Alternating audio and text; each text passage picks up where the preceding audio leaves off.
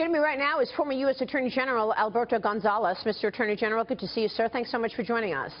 Good morning. What's your reaction to John Brennan yesterday? I've got to tell you, what I heard was incredibly striking. We just heard that soundbite right there from the CIA head. He also said that ISIS is actively trying to infiltrate the refugee crisis.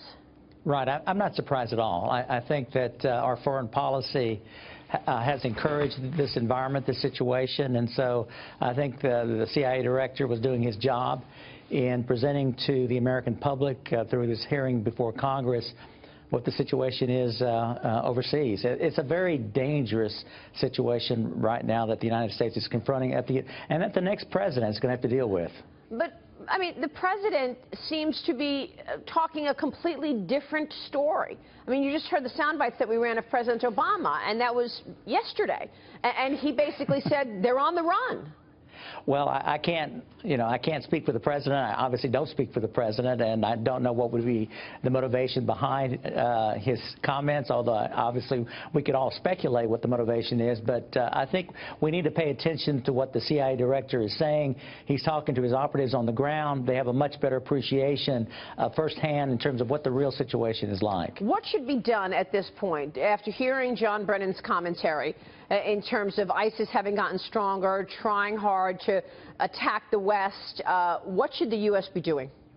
Well, I'm not sure that I'm in a position to really give advice with respect to that without really knowing what the full intelligence picture is. As Attorney General, I began each day over at the FBI building with the FBI director receiving an intelligence assessment from the CIA. And so without really knowing what the threat looks like and without knowing what our capabilities are today, without knowing how willing our allies are to help us deal with this threat, you know, it's hard for me to speculate, but clearly the current strategy is not working. Well, do you find any surprise in all of these now State Department officials pushing back on the president's policies? I don't know if I'd find it surprising. Again, you've got these civil servants who've been working there a long time. They've seen a lot through various administrations. They see what this administration is doing, the directives coming from the White House and from the leadership at the State Department. And obviously there's frustration in that we've been very unsuccessful in making progress in that part of the region. Yeah. So in terms of this division, I mean, normally, over the last several years, John Brennan would just go with what the president has said and backed him up on a number of these themes. But yesterday seemed different. He pivoted. Well, I don't know if it would be normally the fact that he would simply public statements. I think Mr. Brennan, based upon my experience in working with him, I think he's simply doing his job, providing a very honest assessment in terms of what the situation is on the ground. Yeah. Let me switch gears and ask you about some of the active investigations going on, obviously as an outsider looking in at this point. Mr. Attorney General, I mean, we've been waiting to hear any closure on the scandal and the investigation over Hillary Clinton's emails. A lot of people now speculating that we're going to see even more and a bigger investigation as it relates to the foundation. What's going on right now behind closed doors, and why does it feel like it's taking longer than people are expecting, or is this just getting bigger? No, I don't know. This is obviously a very serious investigation, both personally for Mrs. Clinton and politically. It's the middle of a presidential campaign. Obviously, the FBI wants to get this right. Whatever direction they want to move forward in, they want to feel very comfortable that it is, in fact, the right direction. And so I have, again, I'm not going to speculate about what's going on here, but I have every confidence in the Bureau moving forward and doing the thing that's right. Yeah, I mean, we expect that James Comey will give information in short order about where he is in this investigation. Let me ask you this. President Obama and Vice President Joe Biden yesterday went to Orlando to talk with the victims of the Pulse nightclub terrorist attack. The president used his visit to make a push for stricter gun control laws. Alberto, what's your take on this? Well, I think that stricter gun control laws isn't the sole answer. I do support additional background checks, so long as the database is accurate and complete, and so long as the information in the database is not used for any other purpose by the U.S. government. But that alone isn't going to solve the problem. Again, we have a problem with our foreign policy. We now live in a culture where it's okay to be weird and strange and different, and obviously there were warning signs that existed with respect to this particular individual.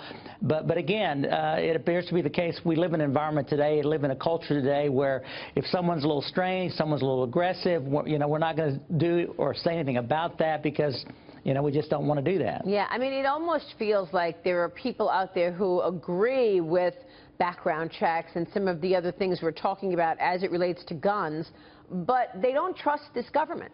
And they don't want to mix gun control with the reality of Islamic terrorism, which is a real reality for this country. Right. Well, let me just say that, background checks are constitutional. So this is not a constitutional issue. It's a question whether or not we think it's going to be effective in limiting the number of these kinds of incidents.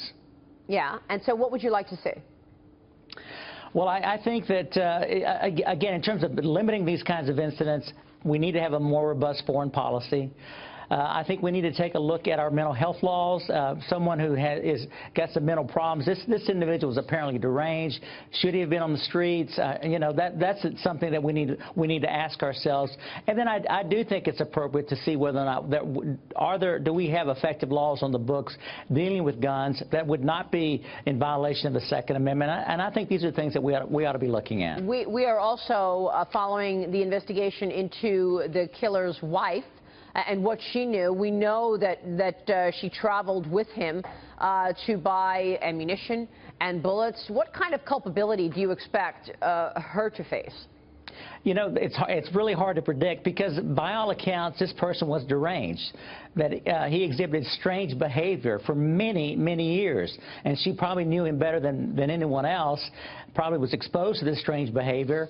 And so this behavior of going into a gun shop and buying weapons and things of that nature may have been totally consistent with his past behavior. And so whether or not she actually knew of these active plans to go into this nightclub and engage in these shootings remains to be seen, and that's why the FBI, I think, is doing a very thorough job in trying to investigate what was her state of mind. Yeah, but what did she really know? Obviously, she knew something because he was texting her and calling her during his rampage. Well, again, I don't know what is accurate. I've read reporting that she called him to find out, where are you?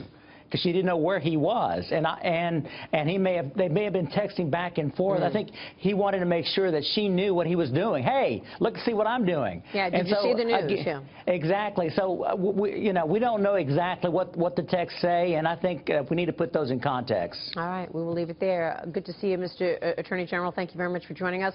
Alberto Gonzales is former U.S. Attorney General and now the president of Belmont University College of Law. We'll